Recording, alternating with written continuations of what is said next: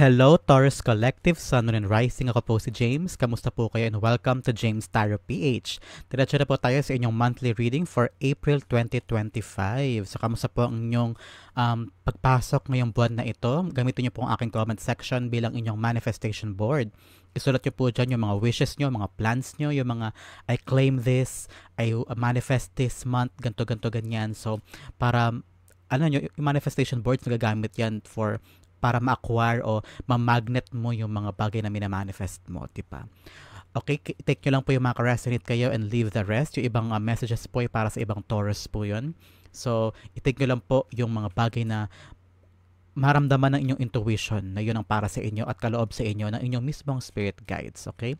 Thank you po again for the likes, for the shares, for the subscriptions, and also for those who are not skipping the ads. Thank you po sa inyong generosity and kindness sa ating channel. Ano nanghihintay sa'yo this April? Start na po tayo. Inhale and exhale. At the center of your reading, Taurus, you have the Queen of Swords. Beautiful. In the area of what you want, meron kang Nine of Swords. In the area of what you need, you have the Hierophant. In the area of what's affecting your current energy, meron kang Queen of Cups, two Queens. Okay, pag-usapan natin yan later. In the area of your near future, you have the Four of Pentacles. Beautiful.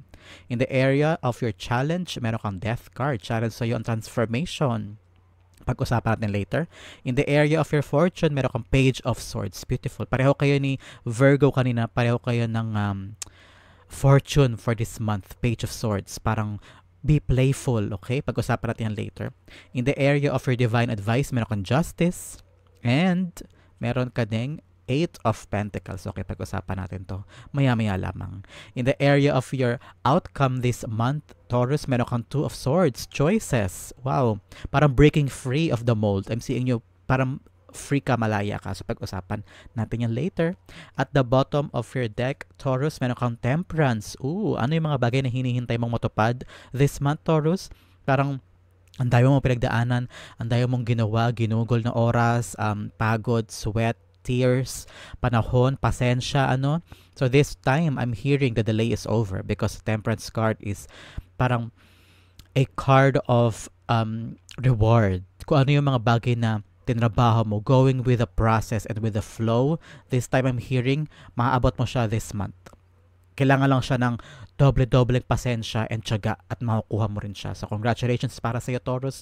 This April, start na tayo at the center of your reading. You have the Queen of Swords. Si Queen of Swords daw parang siya focus siya sa future-oriented siya eh.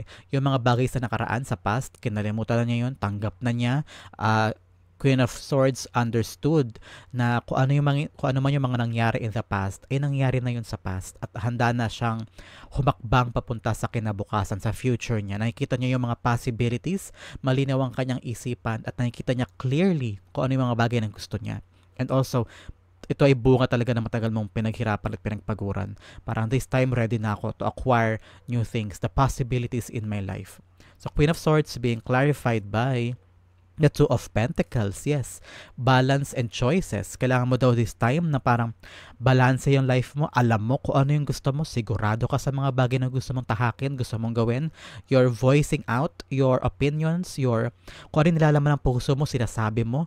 Wala kang takot na sabihin at gawin at puntahan yung mga bagay na feeling mo ay kapili-pili para sa kinabukasan mo and para sa mga bagay na gusto mong maabot at gusto mong mabuo. So congratulations because this is a time to take action for you, Taurus.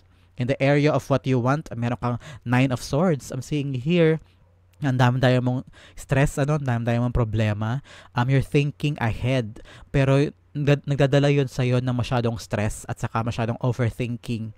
Ang dami mo ring mga dapat bayaran, ang dami mong responsibilities, pagod ka na, parang latang-lata na yung katawan mo, sobrang pagod, kulang ka sa tulog, kulang ka sa pahinga. You want din naman na parang pagtuunan ng pansin yung sarili mong kaligayahan or going after the things na matagal mong pinabayaan because ang dami mong responsibilities, So, nandun yung puso mo na yung parang kailan ba matatapos tong mga problemang ito? Kailan ba ako giginhawa? Ang dami mong hopeful ka sa future, ang dami mong tinatanaw, ang dami mong handang piliin, handang gawin for the future. Pero nandun pa rin this time yung parang takot mo at saka unclear feeling of what the future brings para sa iyo, ano. So ang dami mo parang what if, paano kung ganyan, kailan ko ba yan makukuha, mahal pa ba niya ako. So ang dami mga questions in your mind right now at nagbubunga siya ng overthinking sa iyo, and masyado kang 5 step ahead, pero wag mo munang gawin yun. Focus ka muna sa now, okay? And this mag-develop na siya para tingnan mo tong si Temperance, para siyang itlog na unti-unti na siya mapipisa. So, tiyagain mo muna tong mapisa at mag-mold para mawala na tong lahat ng mga problema at iniisip mo, okay? The Nine of Swords being clarified by the Hermit card. Yes, tanong mo to sa sarili mo, parang deep down, iniisip mo talaga, no? You're searching because the Hermit card is the search for the answers. Search for the truth. At handa kang hanapin yun sa sarili mo at handa kang magpunta para lang mahanap ang mga sagot na yon. Ang hindi alam ni Hermit card ay nasa harapan lang niya yung lantern. Yung lantern nasa loob yun ng star. Yung star na yun yung pangarap niya, yun yung hinahanap niya.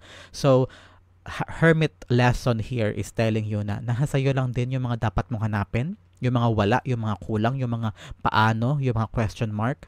Nasa iyo lang yung sagot, abot kamay. Hindi mo lang siya ngayon nakikita kasi masyado kang stress, masyado kang nag-overthink, kaya hindi mo mahanap yung tamang process, tamang steps, tamang way. So the answers is within you. So try to dig deep down at nandoon mo makikita yung sagot. Ang area of what you need, you have the Hierophant. Tradition. Ano ba yung mga traditional way na kailangan mong daanan? Buhisiin mo nga muna yung mga paraan na yun, yung proseso na yun, para makuha mo yung mga bagay na gusto mo. Maybe you're being called to try mo munang daanan yung traditional na paraan. Yung kung ano yung ginagawa ng iba, gawin mo rin muna. Try mo baka nandoon yung mas mabilis na route. But if not, I'm seeing for others, try to get out of your box. Mag-isip ka ng ibang, siguro kung nagawa ko na nakaraan yung mga traditional, this time, I'm ready now to make a different and out of the box plan or ways to acquire what I want. Sinasabi din dito, in the area of what you need, mag-focus ka daw sa bahay, mag-focus ka daw sa family mo, in your home, with your partner, with your kids, because Hierophant is all about the energy ng bahay of your home. May kulang ba sa bahay? May pinapatayo ka bang bahay? Tapos na ba? O may binibenta kang property? O meron ba sa pamilya mo na hindi mo masyadong nabibigyan ng atensyon? O lababo, I don't know why I saw a sirang lababo o sirang ganto na kailangan mo nang kumpunihin. So make sure that the things na kailangan mong ayusin this time ay maayos mo, Taurus. So the Hierophant is being clarified by the Five of Pentacles. Yes, may mga struggle daw ba? May mga kulang? May financial struggle ka ba this time? So make sure na nabubusisi mo yan. Find people, find some expert na maihingan mo ng payo o tulong o saklolo this time. For a very long time, I'm hearing, I don't know why, I'm hearing parang kinikim-kim mo ba yung mga problema mo, yung mga parang struggles mo, yung parang wala kang ibang taong malapitan before because feeling mo makakaabala ka o feeling mo makakadagdag ka lang sa problema nila. But you're being called by your spirit guides na maghanap ka ng taong may hingan mo ng payo, ng tulong. May para bang hingahan so that gumaan yung mga pakiramdam mo, so that you don't feel alone and you don't feel empty. And baka doon sa pag-uusap na yun, sa tulong na yun o advice, paghingi mo ng advice na yun, mahanap mo yung right answers for you. Lumabas ka rito, Taurus, the Hierophant, ikaw ito. So sinasabi talaga ng yung spirit guides, gawin mo na to now. Find people na may hingan mo ng tulong. I know you're very strong at very independent ka, Taurus, but this time baka need mo talaga ng sound advice. Kahit may hingaan lang ang tulong, parang hingahan mo lang, kailangan mo lang ng soundboard para makinig lang sa mga sasabihin mo para gumaan ang pakiramdam mo, okay?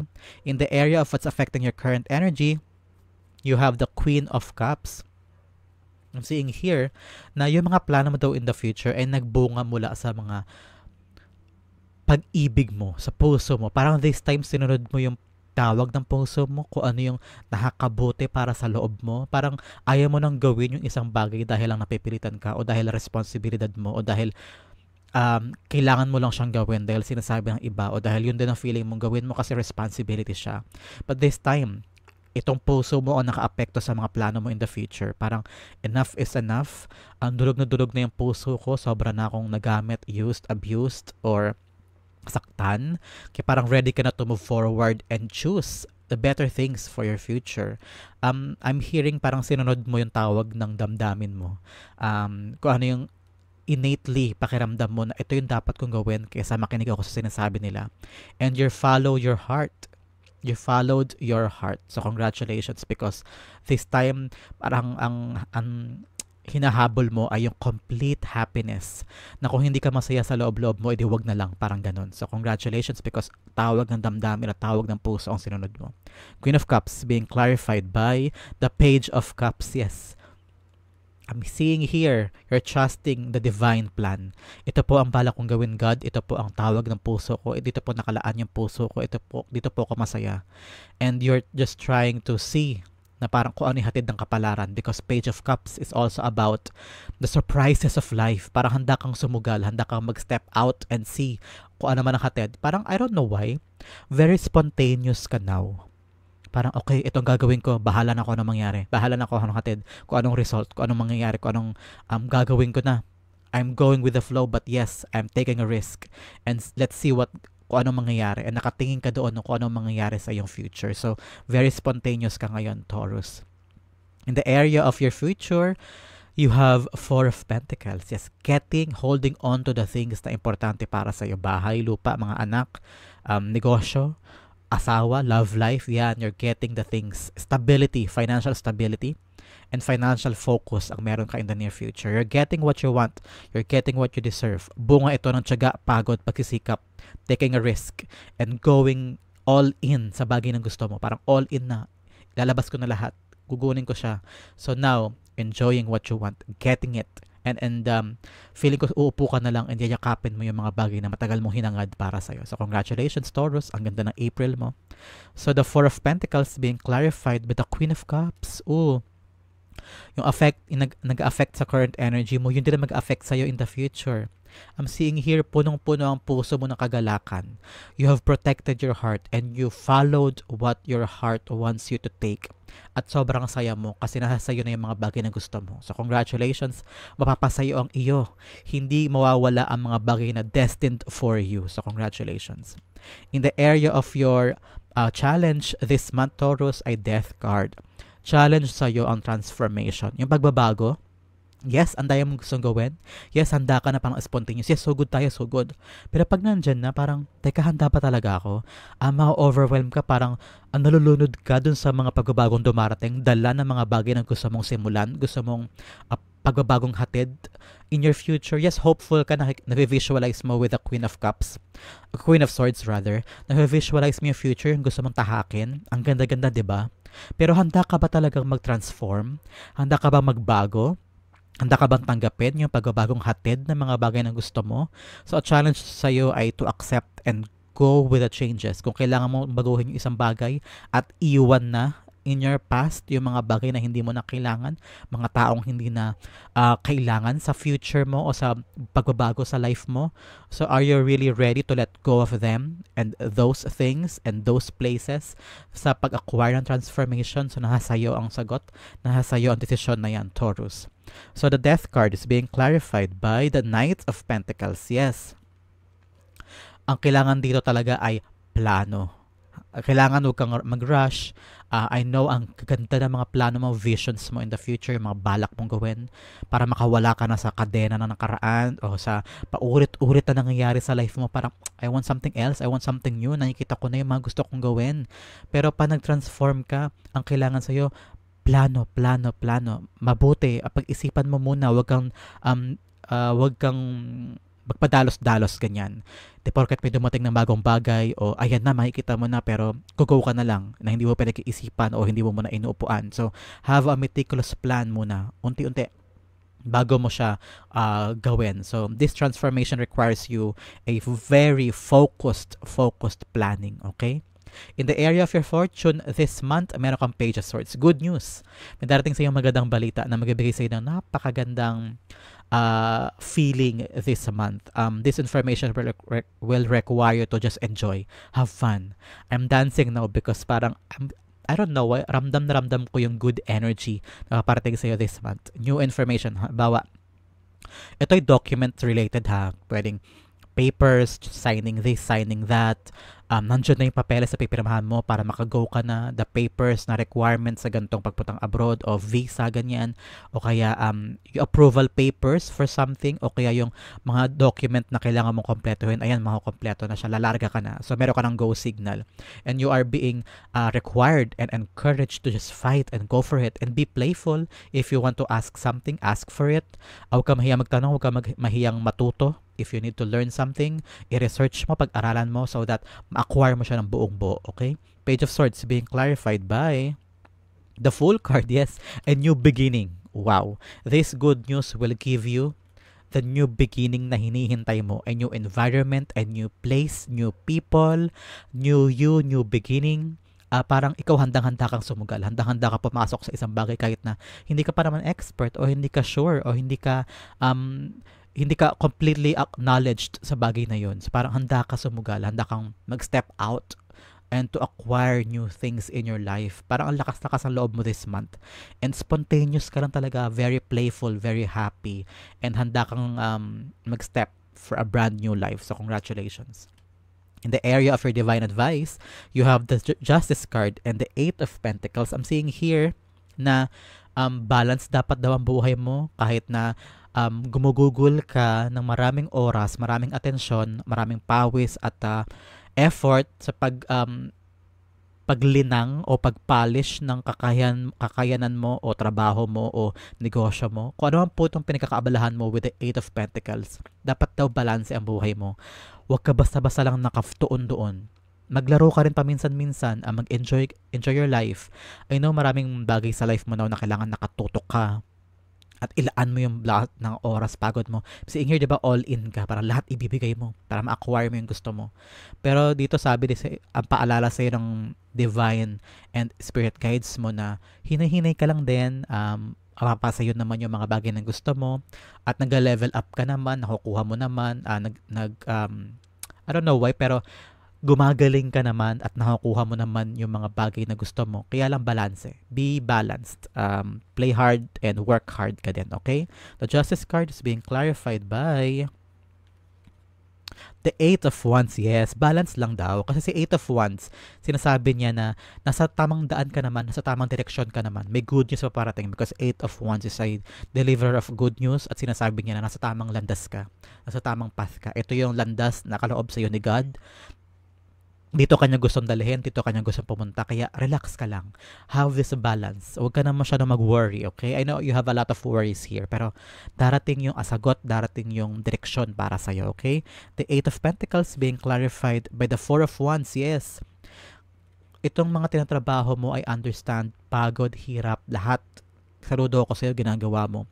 Kasi for the stability ito ng family mo, ng life mo, gusto mo makabili ng bahay, mapagtapos yung mga anak mo, makasal, kung nag-iipon ka for your marriage, for your wedding. So, darating yan at the right time. So, kaya relax ka lang, okay?